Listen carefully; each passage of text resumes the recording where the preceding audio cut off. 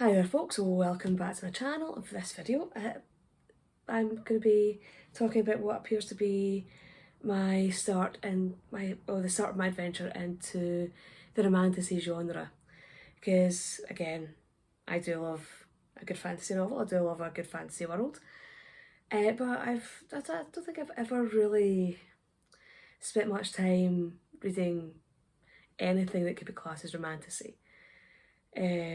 I do tend to be very much down the George R. Martin route, where yeah, there's a bit of romance, but there's a lot of other things going on as well.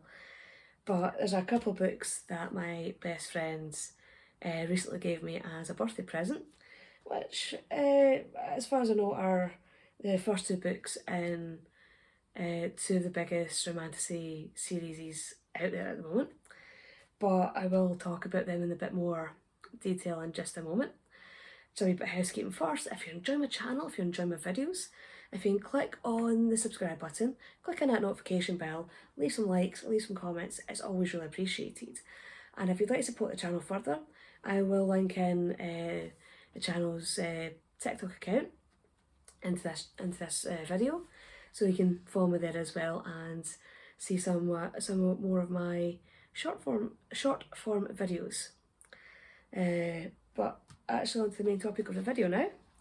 So the two books that I was recently given by my best pal were A Court of Thorns and Roses and Fourth Wing. So yeah, I've seen these books, but I've seen people talking about them, but I've never actually had the chance to kind of get myself copies of them yet. And I do know that they have proven to be kind of very popular, and yeah, so as me and my best friend were kind of like talking about this and how like romantasy seems to just be the next big thing at the moment. So I don't know which one to start with, but both of them do look fairly interesting. Because I know that with A Court of Thorns and Roses, it's more kind of fairy, fae, kind of she-based. I do love the fact that the High Fae Lord has the name of Tamlin, because I do know it's because I know there is a story in Scottish folklore where the main male character is called Tamlin, and he is held captive by the fairy queen, and he has to be rescued by a human girl that he falls in love with. So I'm kind of looking at it going, could that actually be an aspect of this story? Could that actually be, I mean, like Sarah J. Maas? I don't know if maybe she's read that story or's been told that story, and she's somehow managed to get that into this book, because it does say it's like taken as a prisoner by the High Fae Lord. Freya learns that her masked captor is hiding more than his piercing gaze suggests.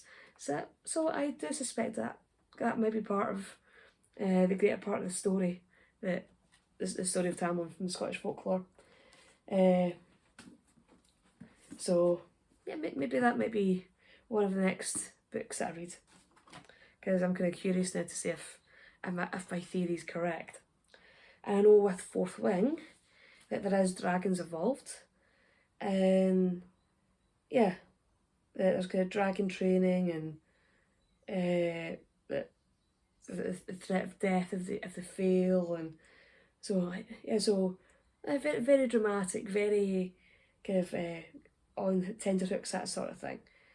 And I think it was one of the quotes that is on the back of the book says, "Pure escapism. Think Hunger Games meets 50 Shades." So I'm like, not too quite sure, because I've tried reading 50 Shades, and I found it to be atrociously written and not a very good representation of the BDSM community. So that kind of is making me think it's like, bit suspicious, but I'll give it a go, because I am quite willing to be pleasantly surprised. I'm quite willing to read a book that I may have doubts of, but kind of come out the other end and actually enjoy it. So, willing to give it a go. And I have to admit, I do quite like the covers of them. And again, it's like with Fourth Wing, it's very minimal, very simple, but quite an artistic cover. I do like the cover of it. And the one of A Court of Thorns and Roses, again, keeping it quite simple, quite to the point, is I think it's a large dog has been struck with an arrow. Don't know if maybe that might be a who she, which is the Scottish fairy dog. But that's the two books that are definitely on my list for reading this year, and hopefully be two books that I'll do some videos on later on.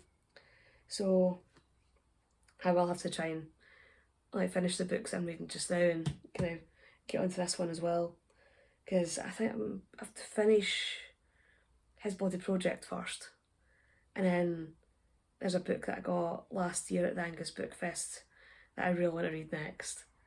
I also want to do a video on as well, because I know the girl who's doing it is doing a lot of promo work to try and get word out about the book, and I think she's also writing the sequel as well, so I'll have to keep an eye out for when it comes out.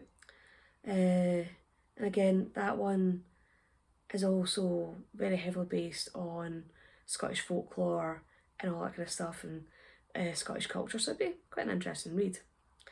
So yeah, so this is my start, or the start of my venture into the romantasy genre.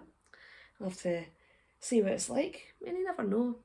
My next project might be a romantasy novel, might be a romantasy series. I have to see what happens. But again, another couple of books to read this year. So again, a bit of a short video, but hopefully you've found it interesting, and I'll see you all in the next video. Bye bye.